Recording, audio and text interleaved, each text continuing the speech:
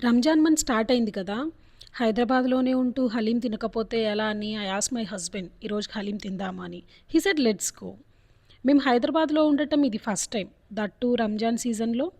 We don't know ఎక్కడ బావుంటుందని. అందుకే మా అన్నని అడిగాము. మా అన్న ఒక ప్లేస్‌లో బావుంటుంది అక్కడికి తీసుకెళ్తానని చెప్పాడు. మధ్యలో మా అన్న మమ్మల్ని పిక్ చేసుకొని వి స్టార్టెడ్ టు షాగోస్ గచ్చిబౌలిలో. ముందే మా అన్న చెప్పాడు అక్కడ టూ మచ్ క్రౌడీగా ఉంటుంది. అసలు పార్కింగ్ కూడా ప్లేస్ ఉండదు. చాలా కష్టమవుతుంది అని.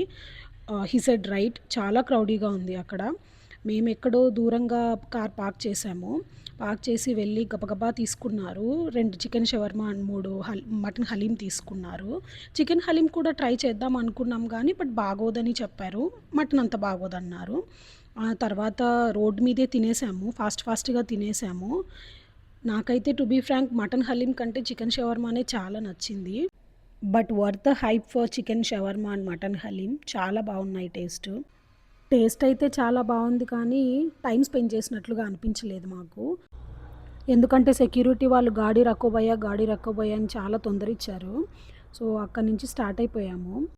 So, after that we went to DLF. మా వదినకి జ్యూస్ తాగాలనిపిస్తుందని. మేము డీఎల్ఎఫ్ కూడా ఎప్పుడూ వెళ్ళలేదు. అంటే అదే పనిగా తినడానికి ఎప్పుడూ వెళ్ళలేదు. అందరూ డీఎల్ఎఫ్‌లో ఫుడ్ బావుంటుంది, అది బావుంటుంది, ఇది బావుంటుందని చెప్తుంటే విన్నాము. అక్కడికెళ్ళిన తర్వాత ఒక జ్యూస్ క్యాఫేలో మ్యాంగో జ్యూస్ ఆర్డర్ చేశాము. సో, మా చిన్నోడు అక్కడ ఫుల్‌గా మ్యాంగో జ్యూస్ ఎంజాయ్ చేశాడు.